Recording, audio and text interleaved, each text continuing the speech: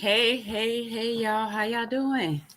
How are y'all doing? How y'all doing on this Winning Wednesday, on this Wellness Wednesday? How are y'all doing? How y'all doing? How y'all doing? Come on in. Come on in. Let me know what city, what state that you all are chiming in from. Let me know how your Wednesday has been going thus far. Come on in. Welcome to Daily Devotion, where I go live Monday through Friday and I do a daily devotion. I do a daily devotion out of this book. And today's topic is called Know When to Let Go. I know sometimes we as a people get so emotionally involved in things that we don't want to let things go. And today is Know When to Let Go. And it's coming from Ecclesiastes 3rd chapter, 1st and the 6th verse. It says, there's a right time to hold on and another to let go.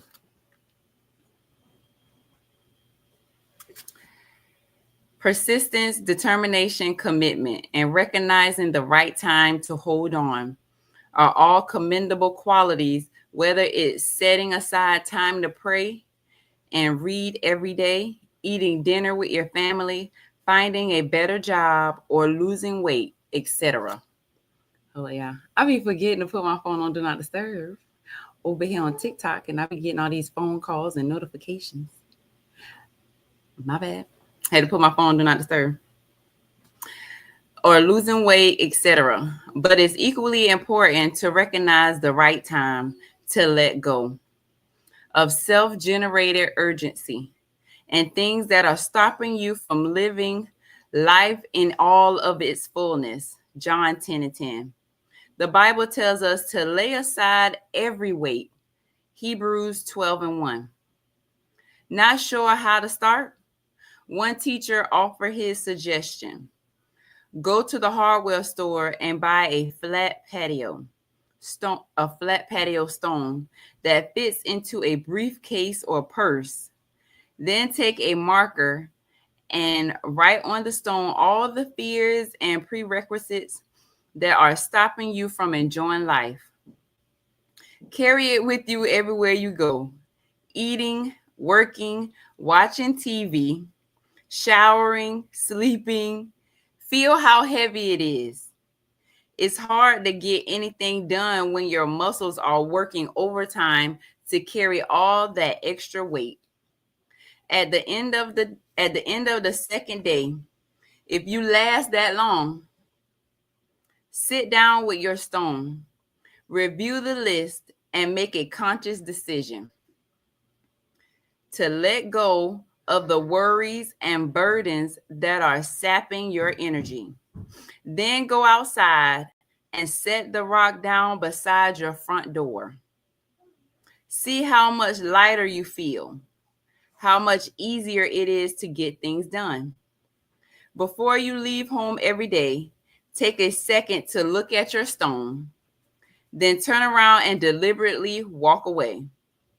That's what it means to give your burdens to the Lord, and He will take care of you. Psalm 55:22. Know when to let go. I like that that example of how of like the carry around your burden. Hello, Pastor Reynolds. How you doing? Oh, my bad. I love that example because it shows us how we carry stuff, how much we we try to hold on to and try to fix things ourselves.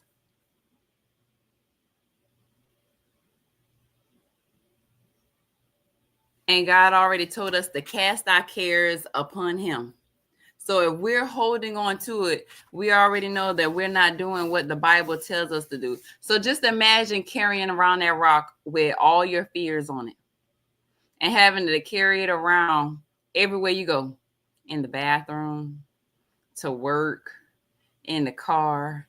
If you working out and you got to carry that stone with you, while you're working out on top of the weights that you're already lifting. How much of a burden that will be.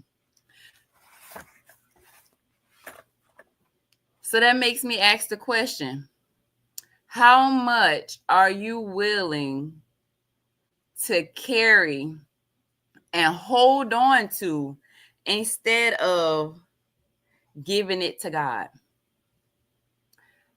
How much sadness are you willing to hold on to and carry around every day instead of giving it to God?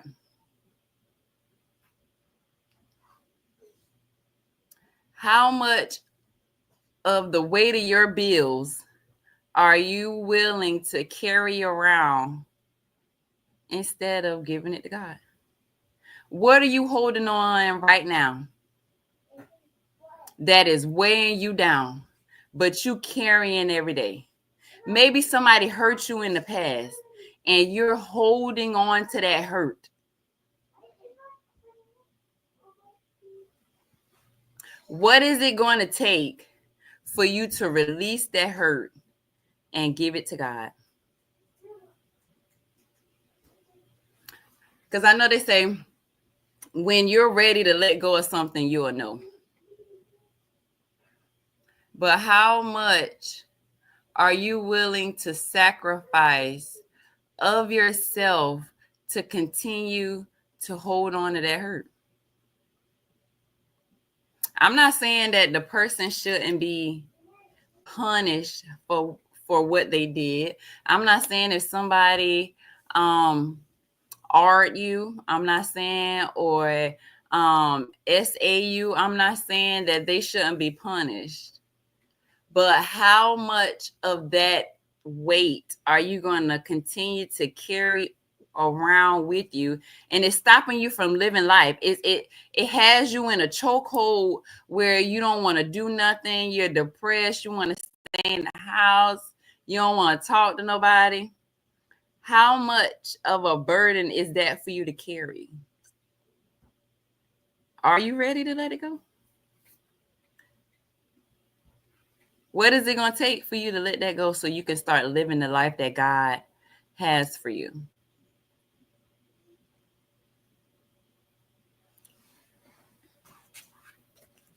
It said there's a right time to hold on and another to let go.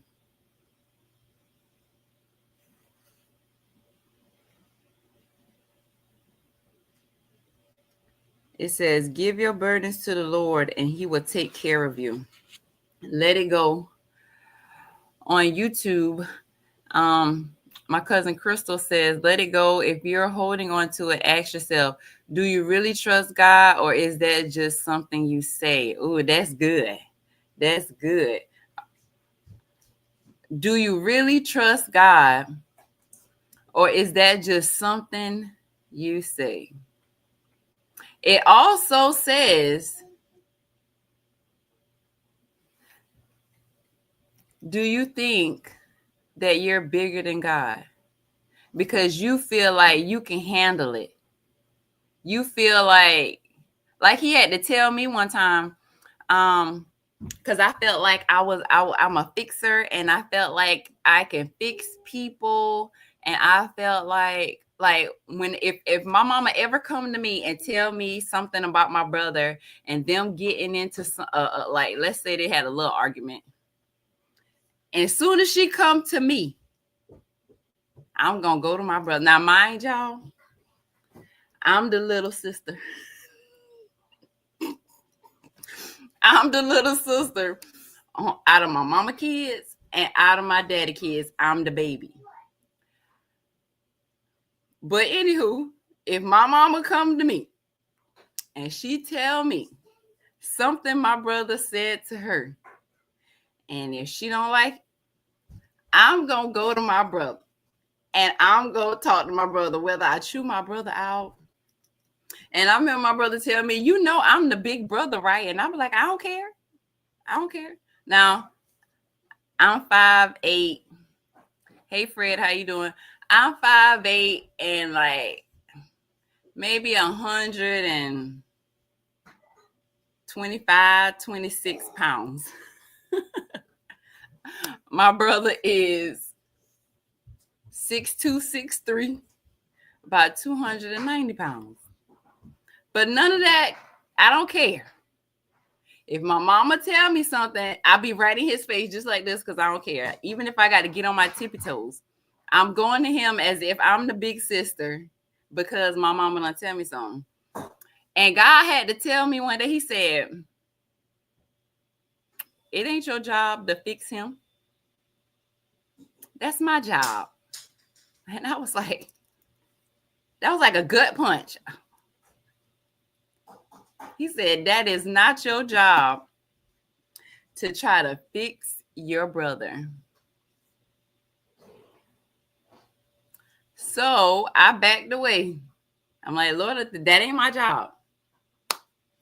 Will my mama tell me something?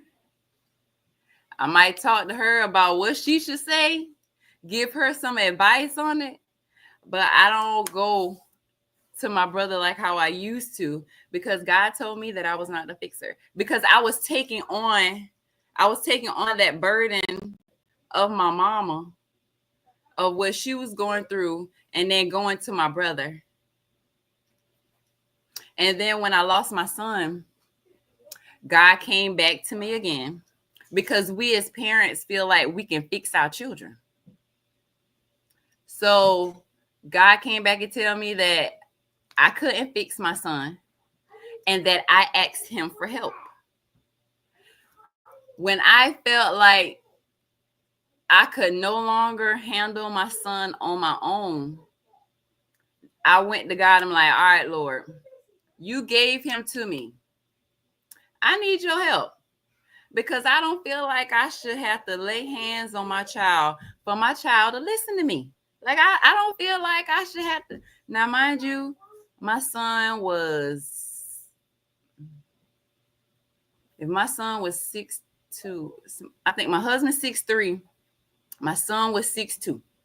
My son was 6'2", and he probably weighed 145, 150 pounds, something like that. Or 100, I don't know, 135, 140 pounds, something in there. So now he's taller than me. And I'm like, Lord, I don't feel like I should have to put my hands on my child for my child to listen to me. And then when he passed away, God was like, you couldn't fix him. Remember, you asked for my help. Hey, Carolyn, how you doing? You asked for my help. And once I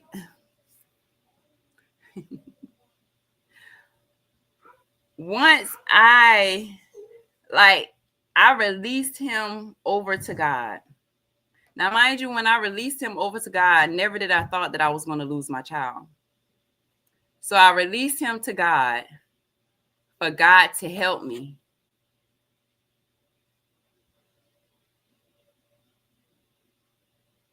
And God came back for him. Now, that wasn't the kind of help I want. God saw that the burden was too heavy for me, because that's what he said. He said my son was becoming too much for me. So he had to come back and get him. I didn't think when I was releasing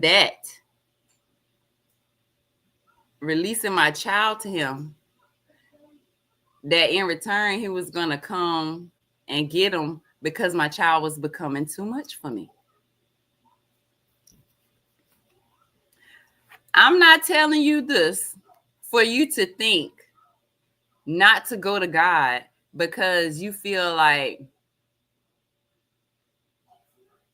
you feel like God is going to take someone from you. That's not why I'm telling you that. I want y'all to see that when God sees, when you give your burdens to the Lord, He's going to take care of you.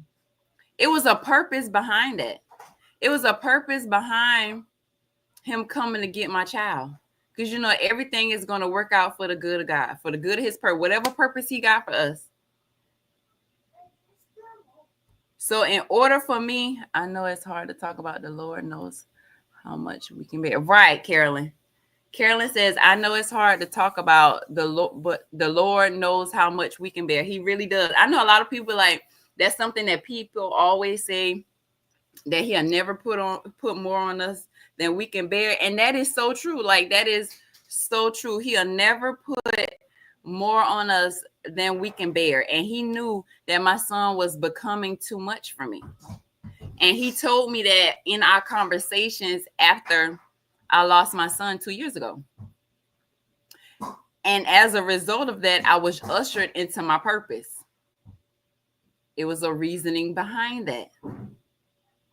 Did I ever think that this would be my purpose, where I would have a ministry now called Grieving Gracefully, where I would show people how to grieve, show people how you can still trust on God and you can still love on God. And it don't necessarily have to be about grief. Just know that whatever you're going through in life, you can still trust on God and love on God, no matter what kind of hurt that you have endured. God is still there for you to lean on him and to trust him.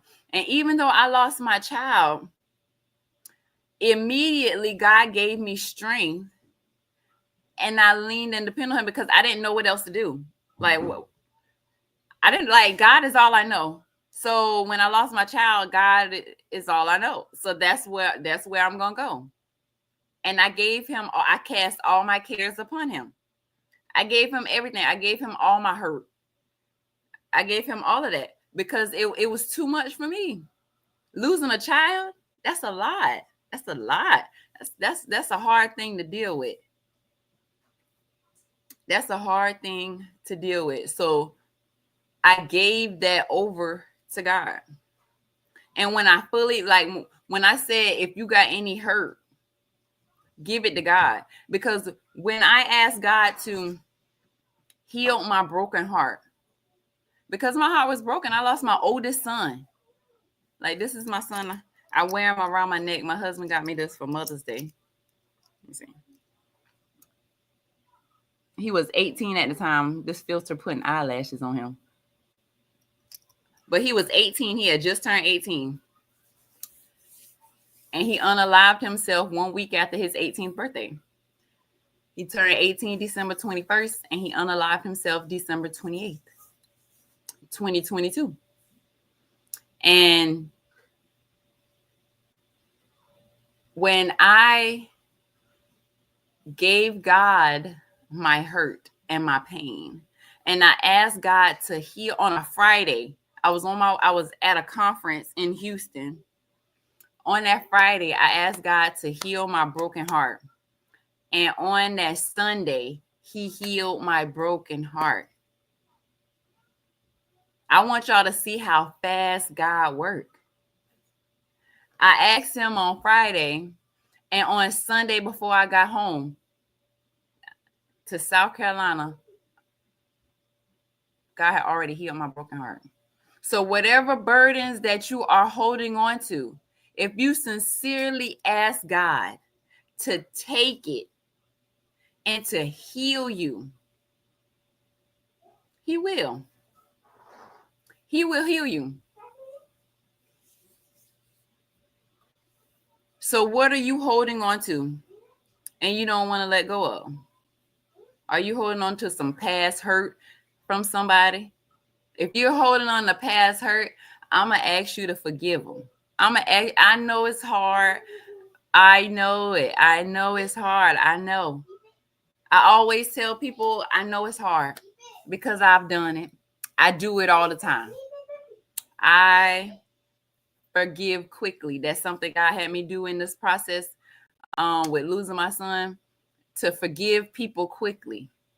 So if you're holding on to something from your past, I would suggest that you forgive the person so you can release that pain and give it over to God. Give that pain over to God and forgive them. Because I promise you, when you finally forgive them, when you finally give it over to God, I promise you a weight will be lifted off of your shoulders. I know. I went through it. I done it. I had to forgive. God had me forgive everybody I felt did my child wrong. Everybody. Thank you for liking my live. Everybody that I felt, y'all come on, let's get these likes up on over here on TikTok. We normally have more than this over here. Let's get these likes up and share my live. You never know who may need what it is that I have to say. I had to forgive everybody who I felt didn't do enough for my son, or I had to forgive my community because I felt like my community didn't have any programs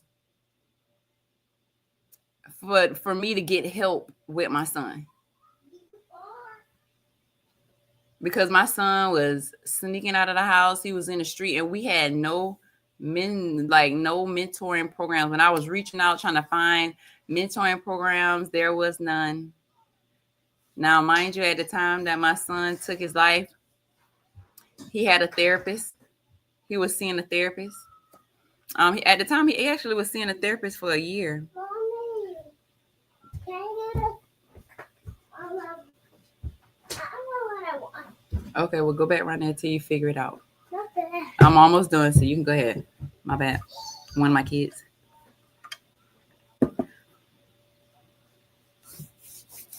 So I had to forgive. And when God had me forgive everybody, I had to forgive myself as well, because I felt like I didn't do enough. Even though I know I did. Okay. Even though I know I talked to everybody. I reached out to his guidance counselors when he told me he didn't want to play basketball no more. So can you imagine a child that's been playing basketball since they were 5, basketball star, playing AA basketball, always talking about going to college and playing basketball, and all of a sudden, their 10th grade year, they no longer want to play basketball. Now, mind you, I know they changed them. I know, he had free will and he could change his mind. But he was changing his mind, and he really didn't have a plan after that. So that was a red flag for me, because he's had this desire all his life, and all of a sudden I knew something was up. I just didn't know exactly what it was. And I didn't really find out what my son was doing when he was sneaking out of the house until after he unalived himself. That's when I found out exactly what he was doing in the street, when it's like he was living a double life, and I had no idea. Like, no idea at all. That it's like, your child is doing something, you just can't pinpoint exactly what they're doing, and that's what it was with my son. But I've learned to give it to God, so y'all know when to let go. If your burdens are weighing you down and it's stopping you from living life in all of its fullness, according to John 10:10, then it's time for you to release it and let it go. Let it go. Today is your sign. This is your sign today. Whoever is out there holding on to some past hurt, maybe you got some current hurt. Maybe you got work hurt, church hurt. Maybe somebody SA'd you when you was little. I don't know. Maybe you got a broken heart. Maybe you're still holding on to the pain of divorce. I don't know what that pain is. But whatever it is, this is your sign to let it go and give it to God. Give God that burden, because he knows that it's only but so much we can handle. And he wants you to live your life in the fullness thereof. So in order for you to live the life that God has called you to, you need to give that burden to him. Ecclesiastes 3rd chapter, 1st and the 6th verse. There's a right time to hold on and another to let go. So this is your sign today to let go. It means to give your burdens to the Lord, and he will take care of you. And that's coming from Psalm 55th chapter, 22nd verse. I pray that you all were blessed by today's daily devotion. I will be back here tomorrow at 6:30 p.m. Eastern Standard Time Tomorrow is called Connect, Communicate, Connect, Commit, and Communicate. And it's coming from Romans 16:2. She has been helpful to many, and especially to me. So I will see you all back here tomorrow at 6:30 p.m. Eastern Standard Time. I pray you all have an amazing night on purpose. See y'all later. Bye-bye.